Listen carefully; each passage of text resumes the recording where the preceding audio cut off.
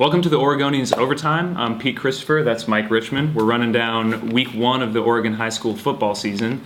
Not a whole lot of surprises in week one. The biggest game on everyone's mind was probably number one Central Catholic versus number two Jesuit in the Oregonians game of the week.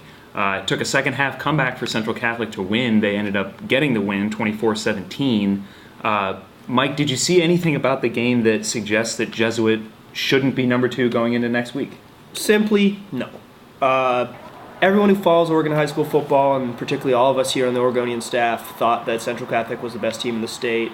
For 3 quarters, it looked like maybe they were the second best team in the stadium. Jesuit was really good, and the big surprise was that the Crusaders, known for running the ball in 28, almost 29 years with Ken Potter, opened up and threw it. Eric Resich, a junior quarterback who has some experience, played as a sophomore in the state championship game, looked good, better than he had all of last year, and looked confident throwing the football. Jesuit did end by some late turnovers. They fumbled the ball 3 times in the fourth quarter, and that was their undoing.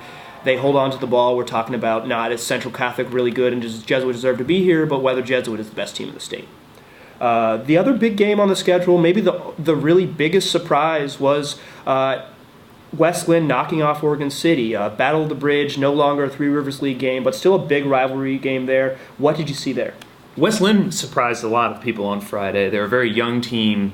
Didn't start any seniors on the offensive side of the ball, at least in their opening week. They start a sophomore quarterback with Tim Tawa, who went 14 of 21 for 199 yards and 2 touchdowns. This team could be ready to make some noise in the Three Rivers League before a lot of people, I think, thought they might be ready. They have a brand new coach, Chris Miller. As we mentioned, a young team. They went 4-7 last year, but a big win over a good Oregon City team to start the year. Other top performers, you mentioned Tawa, but who are some names that caught your eye on Friday night? I like Jonathan Boland's game. He accounted for 6 touchdowns in a big 56-19 win over St. Helens. He had 5 through the air and had a 30-yard rushing touchdown as well. How about Wesley Riddle for Central? Central was playing in their first game at the 5A level. They got the win over Bend. Riddle went off for 317 yards on 36 carries and 6 touchdowns. Who are some of your top performers? Top performers I like. I was really impressed by South Medford quarterback Craig Contreras. Panthers came up here with some question marks on offense. Who are going to be their playmakers? Who's going to step up? Craig Contreras, a senior with a really strong arm, showed that he's going to make it happen for him. 15 of 20, 334 yards and 5 TDs. Panthers knock off Sunset 47-28 on the road. Can't ask for a better debut, particularly traveling all the way up here from Medford.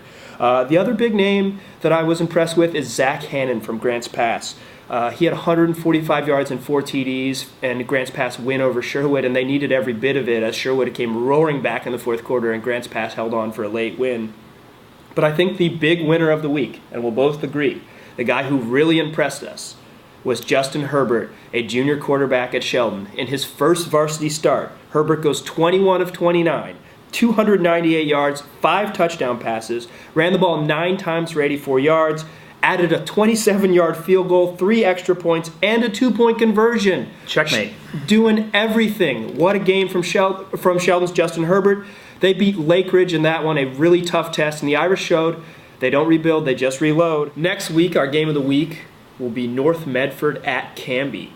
2 teams that are 1-0. North Medford got a 31-21 win over Fortuna, California. North Medford has 34 seniors who play regularly. Quarterback Troy Fowler, running back Nick Janakis, and 2 really good playmakers on the outside, and Jared Evans and Tristan Holmes playing wide receiver.